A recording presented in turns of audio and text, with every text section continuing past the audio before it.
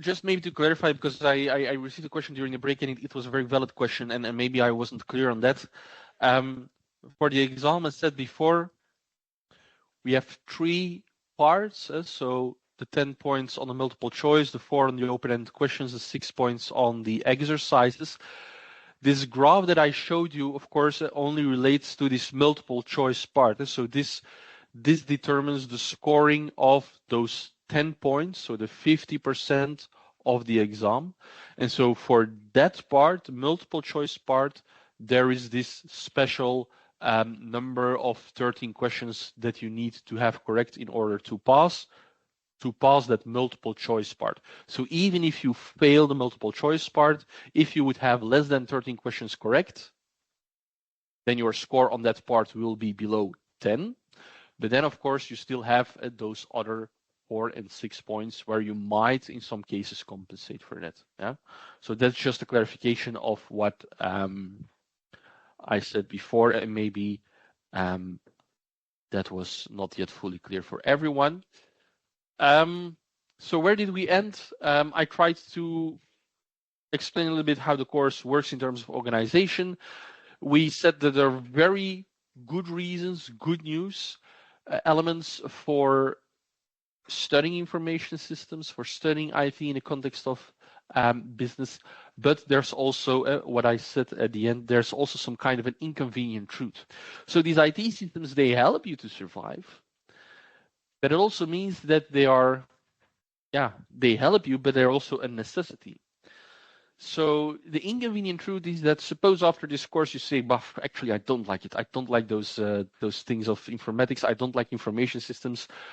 I don't like it." Well, there's an issue, because you will, whatever your specialty will be, whatever your specialization will be, wherever you will work, which department and so on, we see that these days every part, every department, every area of an organization is affected by information technology and by the systems that they operate. So we can have many, many different types of making categorizations of information systems, but if you go through a typical organizational chart of an organization, you will find information systems in almost all of those departments. There are specialized accounting information systems, production planning systems, human resource management systems, payment systems, CRM systems, whatever you name it. And that's also why I said in the beginning, I will try to make some linkages to concepts that you saw or will see in other courses, because this is a bit of cross-cutting course. Yeah? The elements that we see here in this course apply partly to accounting, to production management, to HR, to marketing, and so on. So yeah, that's a little bit an inconvenient truth in the sense that it impacts a lot. It impacts everything. What we also see is that those IT investments, they are rather big. They are rather large. If you look at US capital spending in total, you see that IT equipment, software, and R&D, that they account for, okay, the data ends at 2020, but for the last few years, I have no reason to expect that the data is different, but they account almost for 50%, between the 40 and 45, or a little bit above even, of total capital spending. That's a lot. So those numbers invested in IT equipment, software, and R&D, that's significant. We had a peak a little bit here, and then, of course, a decline after the financial crisis. But in general, this trend is even increasing. So here we started at the lower 40. Here we are already at the top 40. Massive investments, and they do not tend to decline. On the opposite, the long term is that they tend to increase. This is the graph for the US total capital spending, but it basically also holds up for the EU. Yes, go ahead.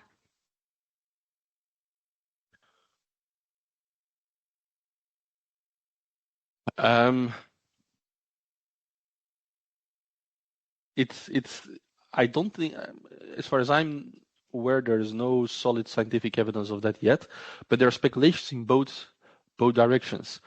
There are people who say that with AI, we will be able to for instance, software to make software much more easier, because the AI systems will program our software systems. And you might say, we don't need software engineers anymore. We just write what we want and the software ends up there.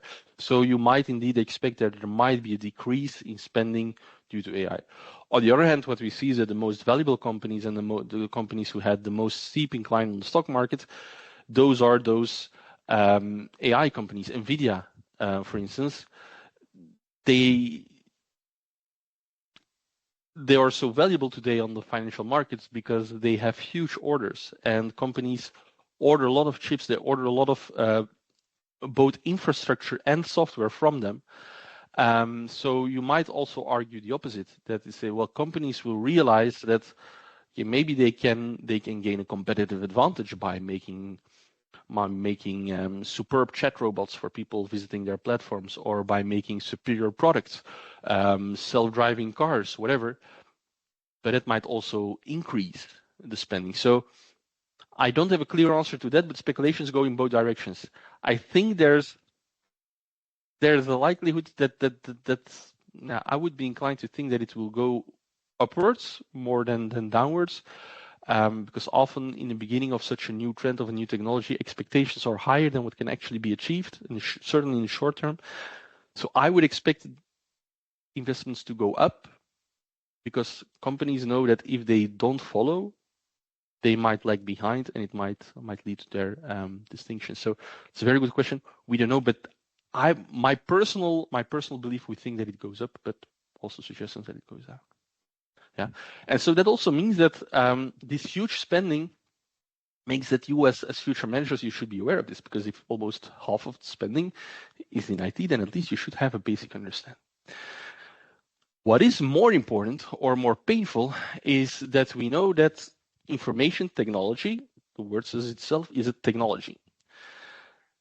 Whatever technology that you have, it's a knife to catch a fish, it's a car to drive on the road. Whatever technology you have, the very essential idea of technology is to make our lives easier. That's what technology is about. So it is basically about doing less effort and getting the same. Instead of investing 10 hours to catch one fish, you have a fishing net, you put it on in the sea, you go to sleep, and after your sleep, you have your fish. So you do less, but you get the same. Or you do the same amount of effort, but you get more value, you get more fish by having the fishing net. That's the idea of technology.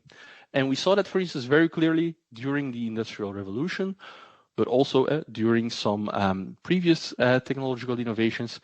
Technology is there to make our lives easier, to increase the value that we expect or that we see in our society. And that's the very reason. Now, information technology has some very particular aspects. It is a technology. So also there, the idea is we use information technology. It should make our life easier. Doing the same, getting more, or doing less to get the same. There are some studies that indicate that this is not so clear for information technology. And it's a bit counterintuitive, because everyone would think that it does that as well. But I see a question first, yes.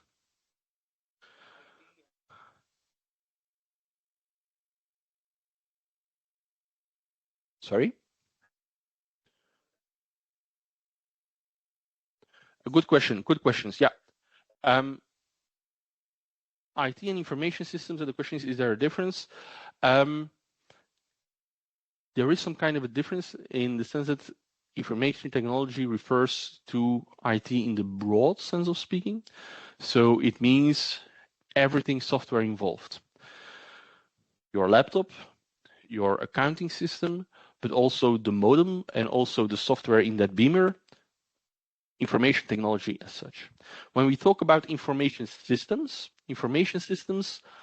is a term used for IT systems used in an organizational context. That's one difference. A second difference is, and we will come to that a little bit later on as well, information systems, some authors, some sources, they say, well, that's not only about the IT, that's not only about the technology, that's also about the processes that they automate, and it's even about the people who work in those processes and who use that IT software?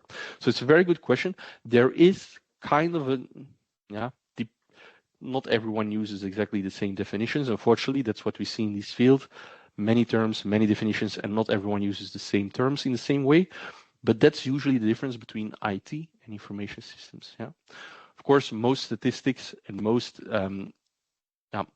economic indicators that we have, they are focusing on information technology because it's more easily measurable.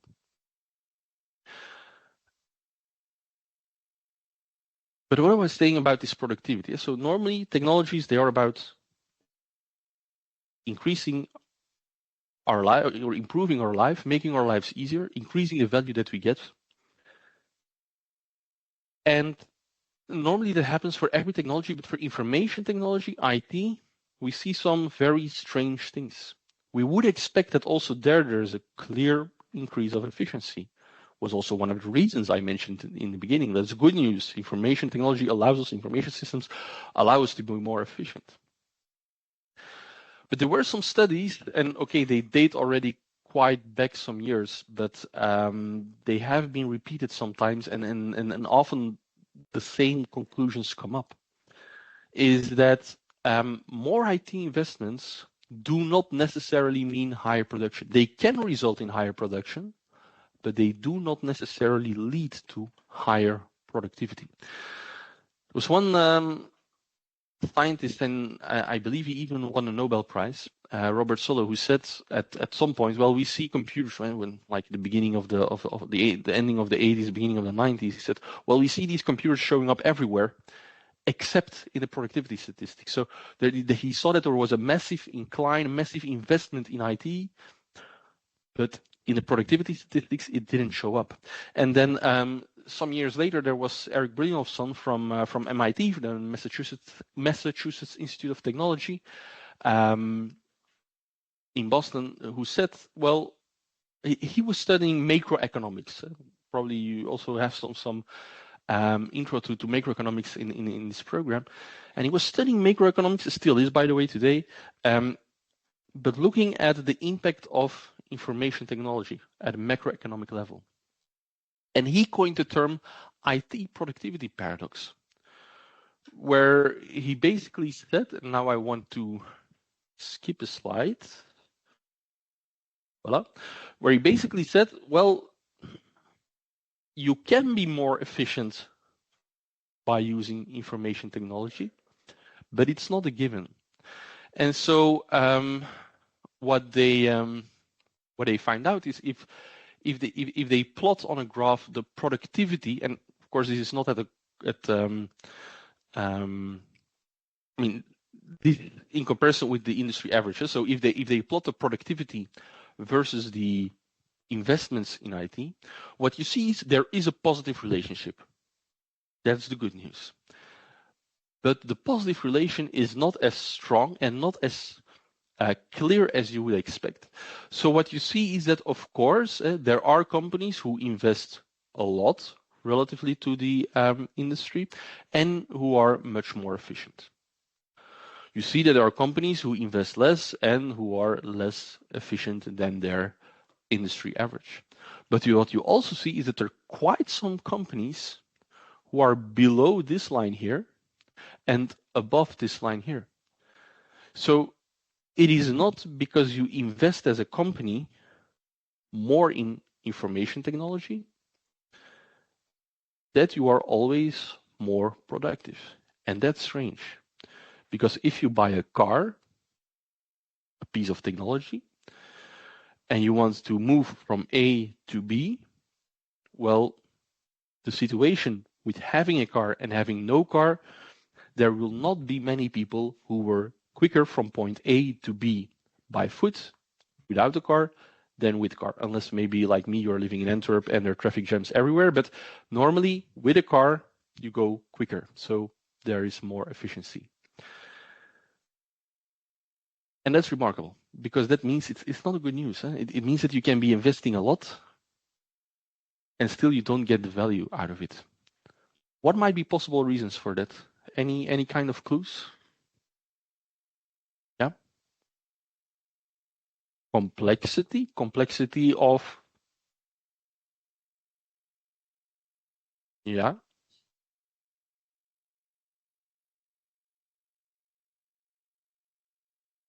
yeah. Complexity is certainly a very good element that you might argue using an IT system is more complex than just buying a car. It's more complex. It's ever more in complex. Very relevant. We see here again, it's confirmed like around 2021. We saw it firstly being adopted or being coined in 1993, when the systems were arguably indeed less complex. But complexity is certainly an element that should be taken into account. Yes, other explanations.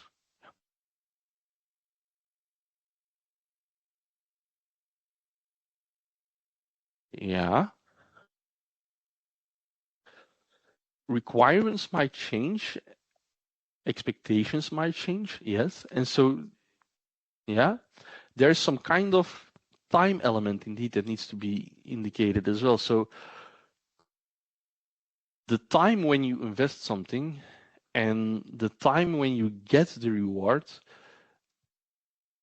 tends to be rather long when you have IT systems. It might take multiple years before your IT system is being developed. And so that might also be one of the reasons why we see that might be that you're investing a lot, but your system is not yet ready. So still you are below the expected increase in productivity, which the others might already have achieved. Yeah. Very good suggestion as well. Other ideas? Yeah. Sorry? Yes, and what do you indeed it is relevant, but what is the influence of alignment, or what is the relevance of alignment then with this graph? Can you give an example? Can you?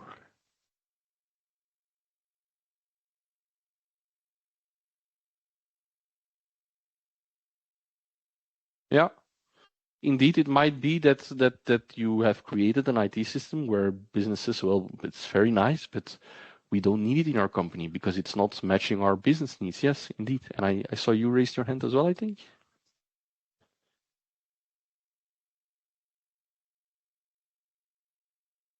Yes, that's a crucial one. And you're talking about upgrading, merging. What we see with information technology is also it's a technology that requires a lot of continuous investment. If you buy a car, of course, you need to put some gasoline in, and you need to go for the maintenance once a year, once every 2 years, and there's a bit of a cost. So every technology requires a little bit of maintenance, but with information technology, with information systems, this is much more significant than with a lot of other technologies. If you look at, and this is one of the main concepts that I would like you to to remember from this course, even past the exam, it's what they call the total cost of ownership of IT. What we see there in a lot of projects is that if you look at the full cost picture of an IT system, so you start in the beginning, drawing up some requirements, you develop the system, you put it into production. That initial development of the IT system is only a small part. If you want to look at the total cost, there's the maintenance, there's the upgrading, new features to be added, security risks that need to be addressed, and so on. And that can take up to 60 or 80% of the total IT project budget. So it might be that you're spending a lot, but that you don't get additional value.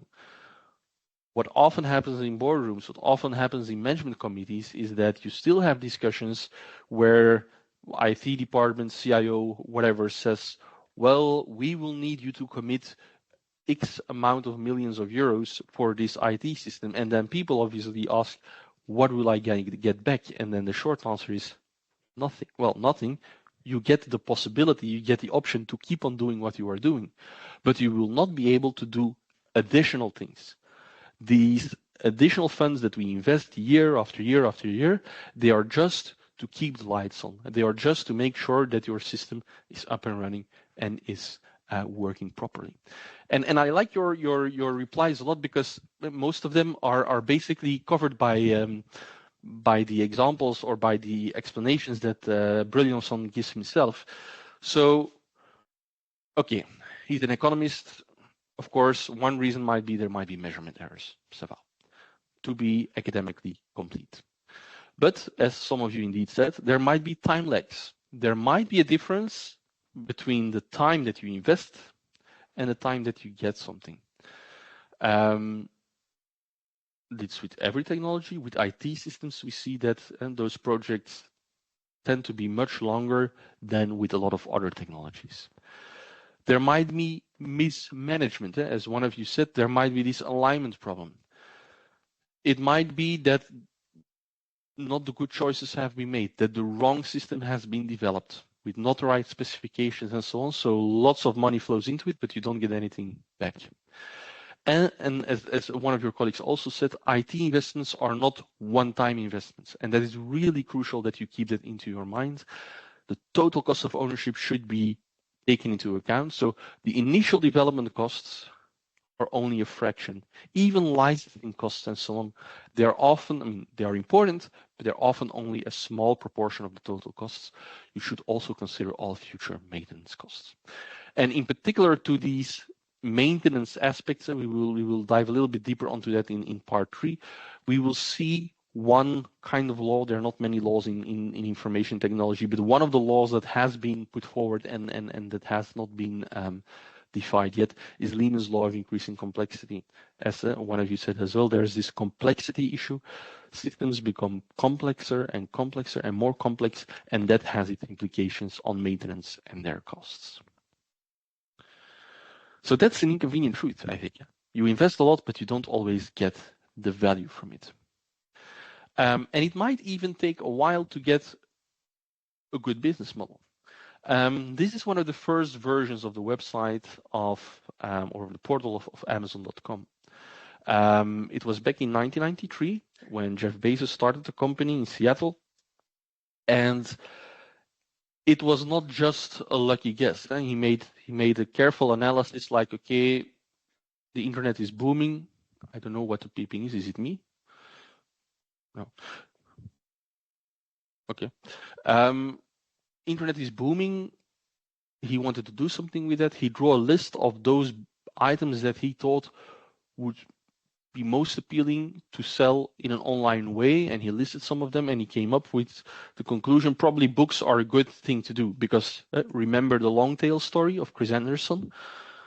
We have millions of books, and people want to have that large choice, and in a typical local physical store, they only have a limited amount of books. And there was also a trust issue, knowing that most people, they will not buy everything, certainly when they were not yet used to the internet. People will not be comfortable buying anything, but books, they are rather risk-free. They are not something, it's not a medical device. And it's also not a huge amount of value, so it's $20, $30. So it's something that people might be inclined to buy online. So he made a decent analysis. He set up a good website and a good way for selling those books. But he started around 1993, 1994, beginning of the commercial internet. It took him until 2003, so at least 9 years, to report his first profits. Now, you might still have investment management later on, or cost accounting, or strategic management.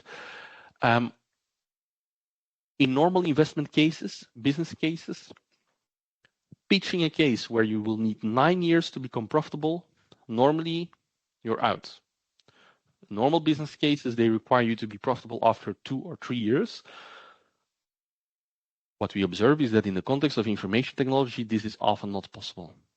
So you need real entrepreneurs who are willing to take lots of risks, who are able to convince lots of people to put in a lot of money, because regular investments, they would never, or regular investment team, they would never accept such a long break-even point of 9 years.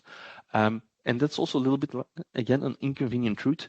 It's difficult. It might be riskful. Of course, if you succeed, it might be fair successful. But it's not straightforward to realize those things.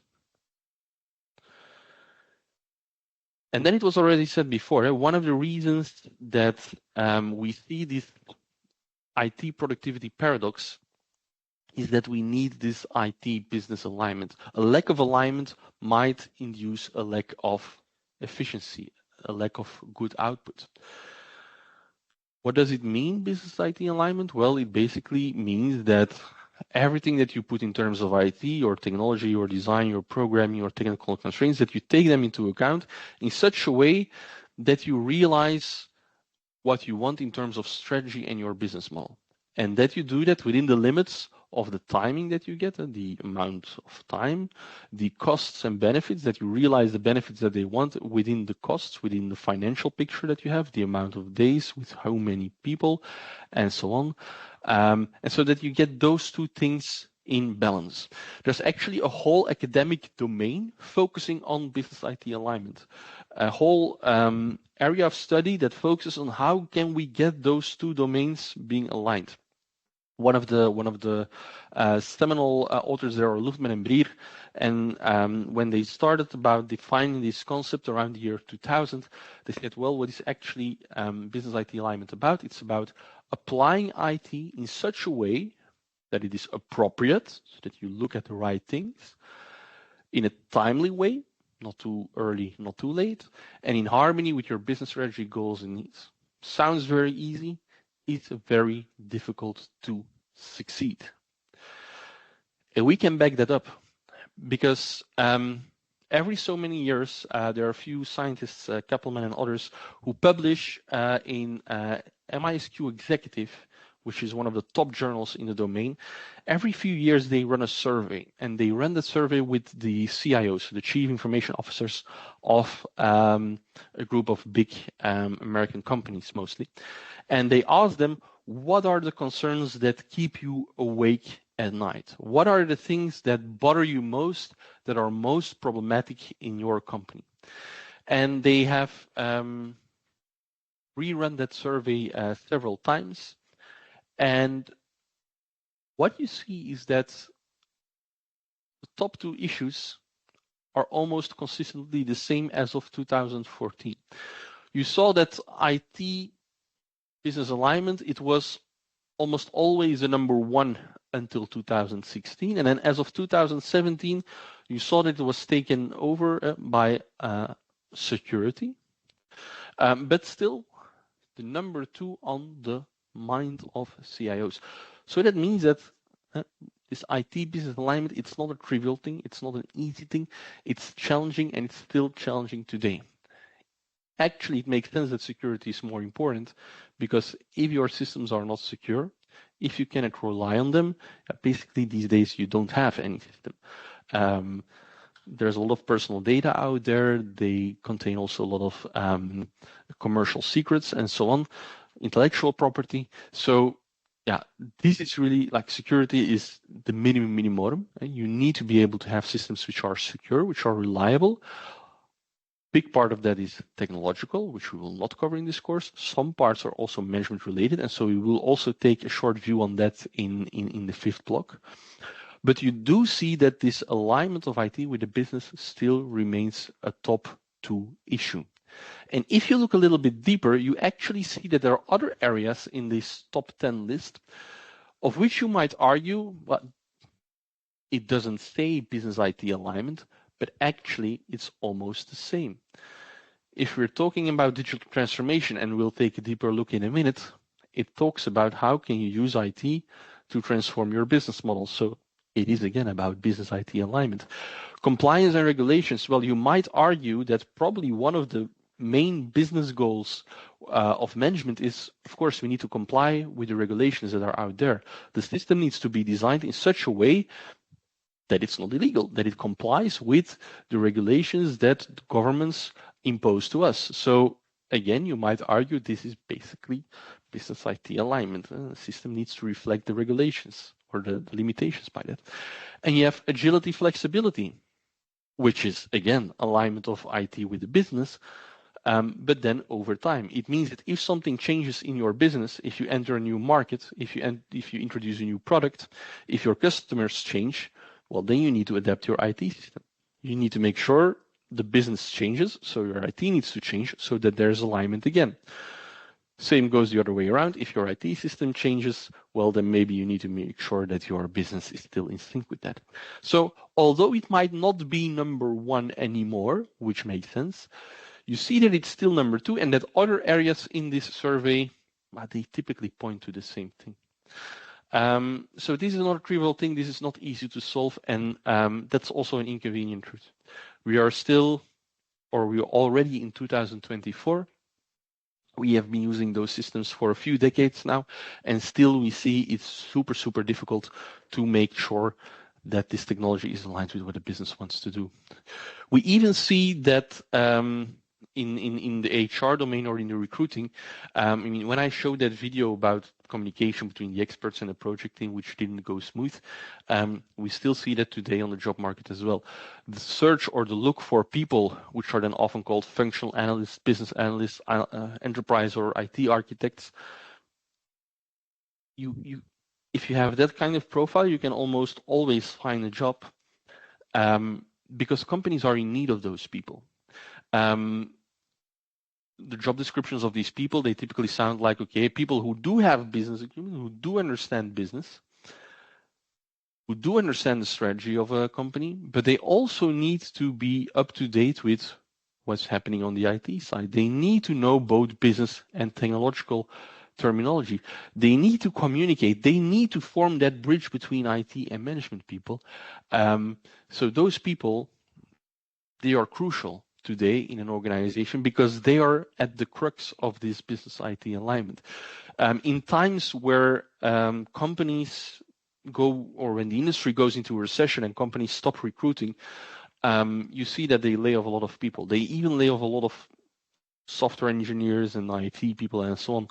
The one profile that is typically free from being laid off and that keeps on being recruited during recessions are these kind of managerial ITers, business analysts, IT analysts, because they are so scarce and they are a conditio sine qua non, something that you cannot not have in your company. You need them in order to make sure that all those investments in IT resources, that they are wisely spent, that they are correctly spent. Now, yes, please.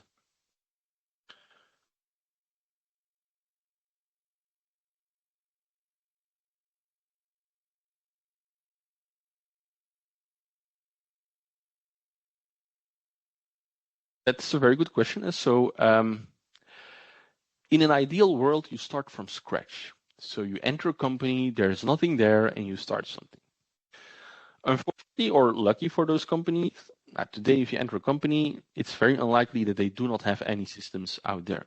So you will need to take into account what's there. You might need to update an existing one, or you might need to create a new one, but then that new one should at least interface, should exchange information with the existing IT systems. So that person, that bridge between both worlds, well, he or she should know how to create something new, but also should know to understand the architecture, the design, the big picture of those existing ones, and to make sure that if a connection is to be made, that they drive it into the right direction. So yeah, those people, they get sent to very complex problems. The fact that they are so scarce also is because of the fact that it's a very difficult job, sometimes a very stressful job. You get lots of information, lots of requests from people with different backgrounds, different vocabularies, and they need to bring those two worlds together. So yeah, to answer to your questions, basically both. And then there's no limitation on what kind of systems that they should assist in. Yeah. Almost there for the inconvenient truth, but we need to continue a little bit more. What we see is that information systems, IT systems, they are no longer purely supporting. They are no longer just the computers in the accounting department keeping the book records. No, they might become the product, and they might become the product that the company sells. And in that trajectory, we see that the road is full of hypes. I just mentioned SAP some minutes ago. Well, some of the biggest companies today Oracle, SAP, Microsoft, part of their revenue comes from selling enterprise software systems. So selling those type of systems is their business. That's what they do. They sell those enterprise systems to the outside world. Okay, that's a niche. That's what they do. That's their core business. What you also see is that products that used to be non-technological before, a book, hardcover, pages, paper, well, we see today that most books which are published, they have a physical variant and a digital, an ebook variant. We see the same for movies and music. Music, I don't know how many of you still buy LPs or like the CDs, but most of us nowadays, we download it or we stream it from platforms. So it's something that has gone from a physical format to a purely digital format. Same goes for movies. Or you can get a little bit the mix. If you look at the Tesla, one of those upcoming very big and dominant companies in the industry, well, a lot of people say it's a car manufacturer. Well, the management of the company itself says, no. We are a software company. We are an AI company. And, well, we build robots, or we will build robots like this Optimus, but the management itself says, no, we are not a car company. We are a software company. And some of our robots, some of our devices, well, they turn out to have wheels in their cars. But we are a software company, and we make products in which software is an essential part. Software is embedded in cars where it used not to be so much the case, or it wasn't the essential part of the product. And we even see that in a lot of everyday devices like furniture. You have smart devices everywhere, so bulbs and doors and whatever. You have wearables, cleaning devices even today.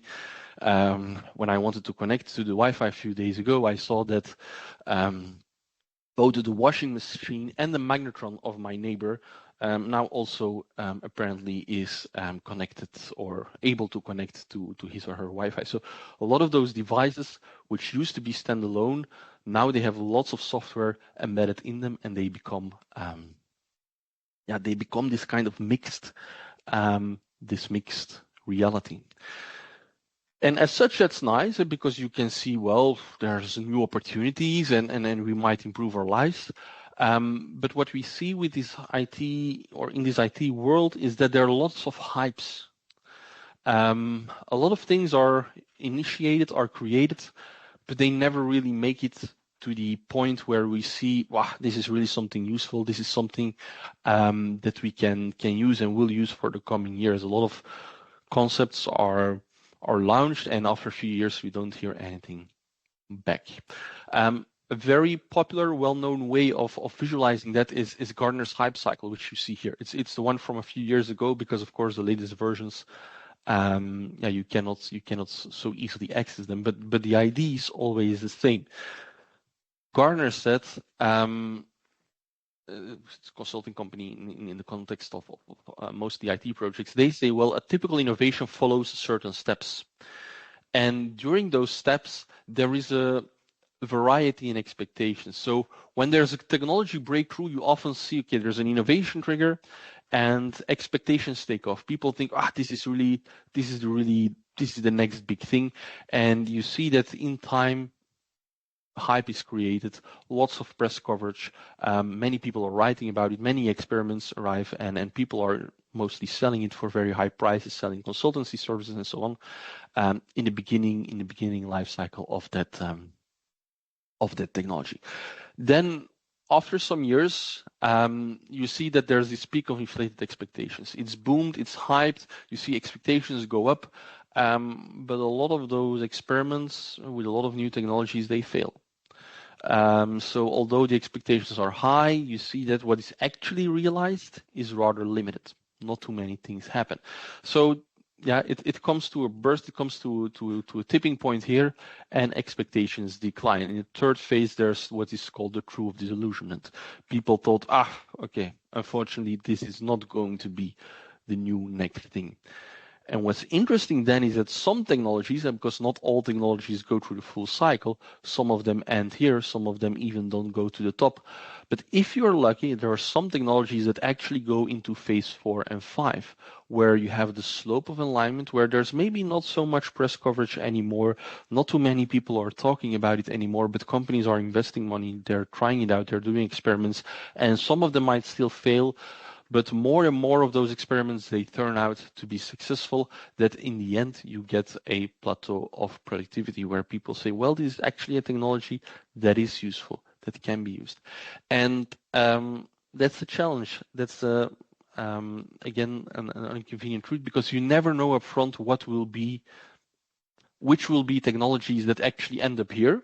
And if you know that a technology will end up here, well, then as a business, it makes full sense to invest as early as possible, to be the first mover, to use it, to build knowledge, to exploit it in your business model. But could also be that you are looking at technology which will painfully die here, and you might invest a lot of money. There might be high expectations, but it will never get to a point where it's actually productive. And so how to deal with that as a company is very, very difficult. It helps if you have a good understanding of technology. It helps if you can see, okay, are there multiple competitors who are working on this, or is it just one company selling it and not being able to make their promises? It helps if you actually wait until something has been realize that you see, okay, it actually works. It's not just a promise that is sold to us, it's something that actually works. You can look at the experience of other companies. What did other companies within your industry or outside your industry, what did they do? What are the lessons learned? Did they succeed? Did they not succeed? But first and foremost, it's very important that you do not just look at expectations, that you do not just look at promises, but that you also really try to assess this technology. If it would be successful, would it then be something that is relevant for my organization, for my business case? Then it's worth investing something. But just, I mean, if you're investing in 3D printing, but you are a company which doesn't create any physical products, you might wonder, okay, is this innovation really relevant for us? So it's not super clear how to do it. It's not easy. But there are some clues, there are some ways to go about that. And the inconvenient truth is here, of course, there are lots of hypes, there are a lot of new terms, and the majority of them, they never reach this stage, they never reach this plateau of productivity. Yeah, go ahead.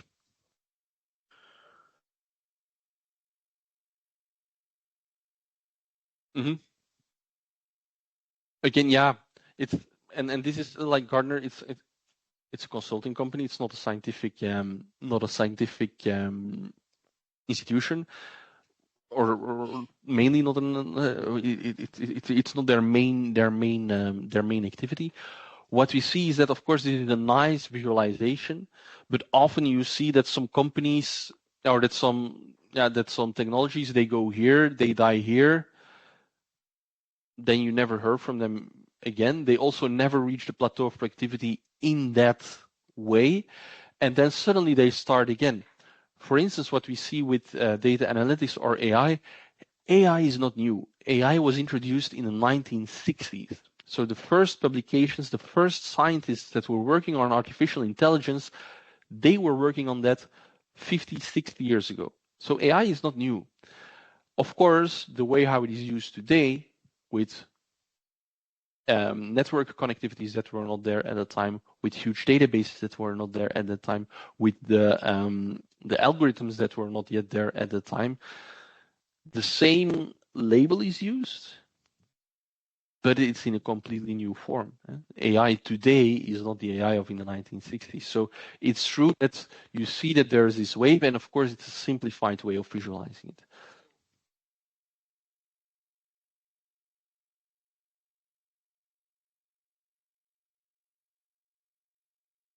Mm-hmm. Mm-hmm. Mm-hmm.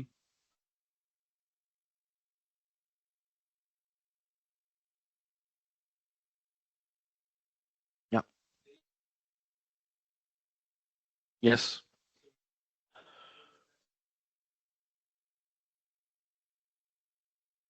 Mm-hmm. Mm-hmm.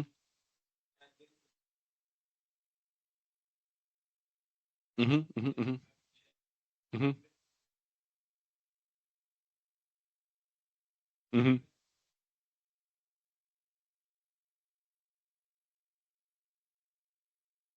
The product, of course, is just one element, and indeed, it's what is covered in the press often, and what is covered in the marketing is the product, not so much the technology as such. And of course, as I said, like this is the simplified version. Um,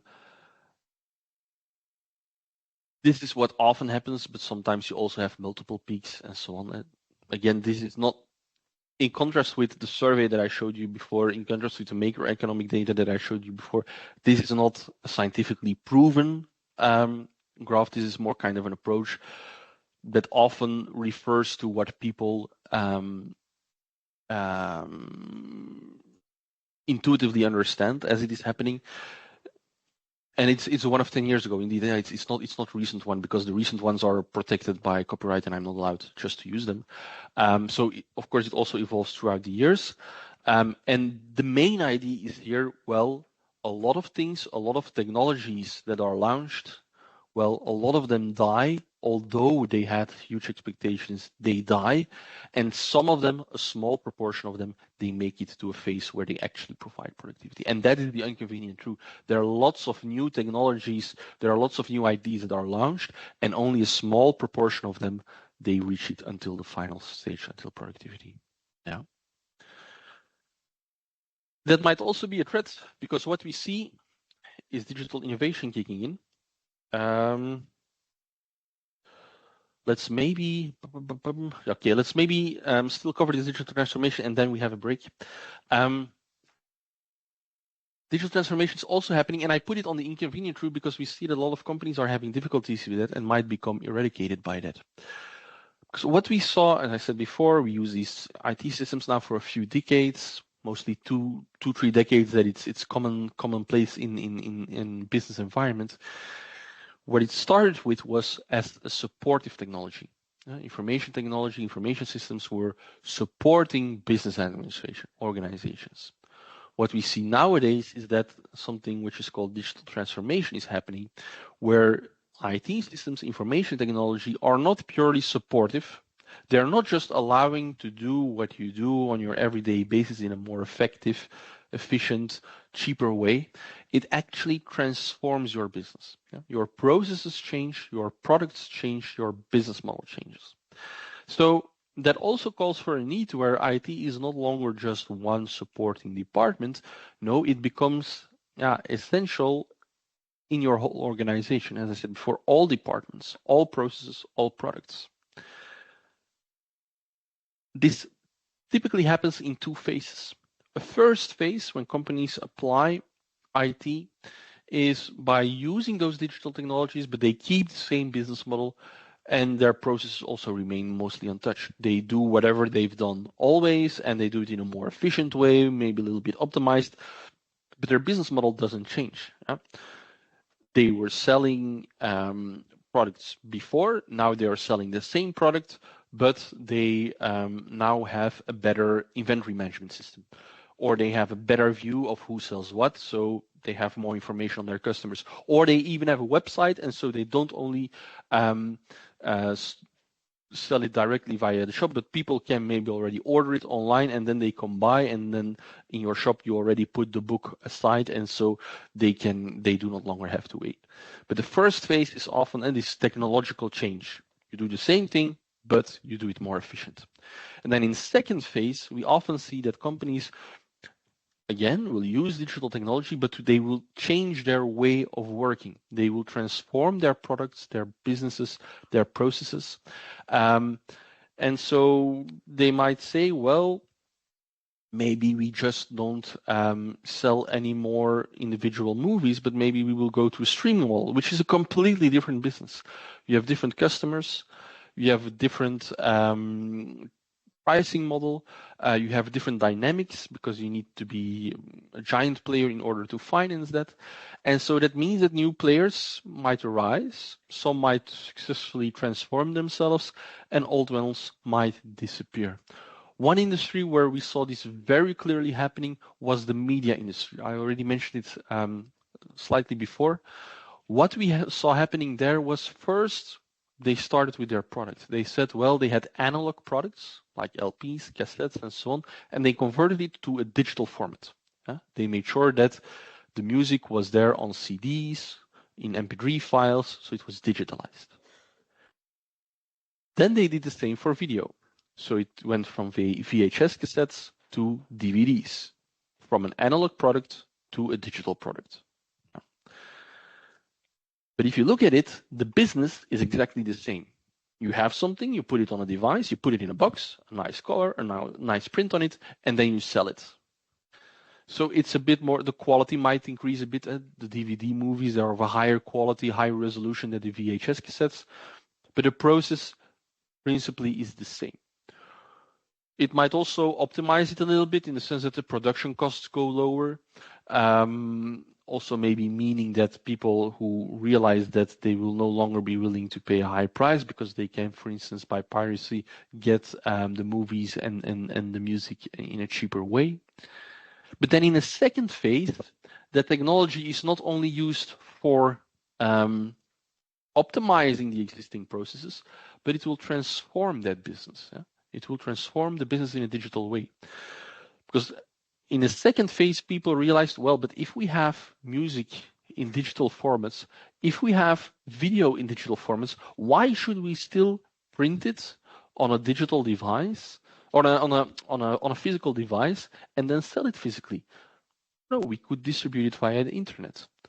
We could also do some very completely different behaviors in the industry, because now people can maybe also share their talent via online platforms, and we could also recruit people because they distribute their media over the internet.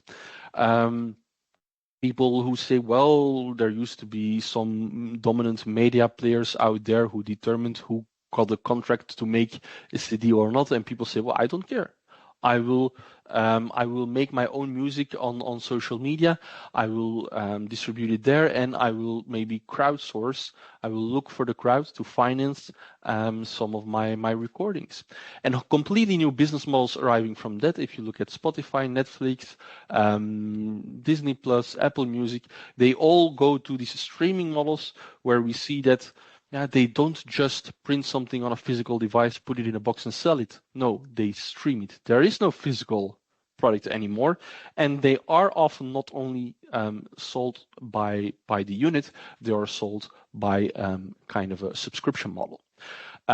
So you see that whole industry has not only used IT as kind of a support, no, it was integrated in the product, and it was integrated in the processes and the business model.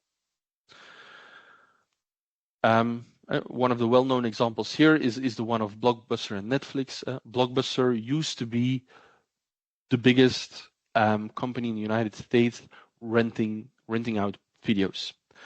2004, it was kind of their peak, where they had 60,000 employees, 9,000 shops, a huge amount of video cassettes.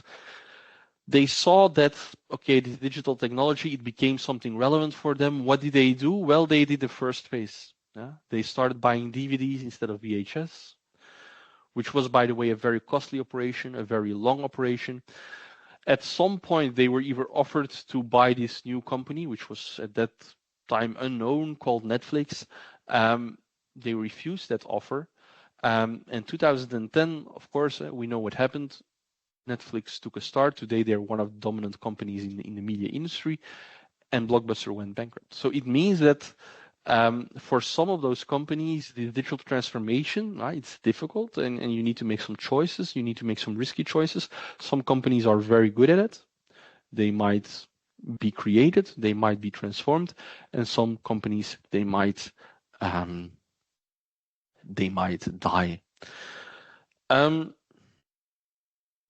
Let's maybe have a break again. This time the session was slow, so let's maybe take a break like for 10 minutes. So we start again by 11:20. And during the break, I would like you to think about another industry where you have seen this digital transformation happening, and to think about, and then after the break, we will discuss one or two industries that you think this digital transformation is happening today as well. All right? See you in 10 minutes.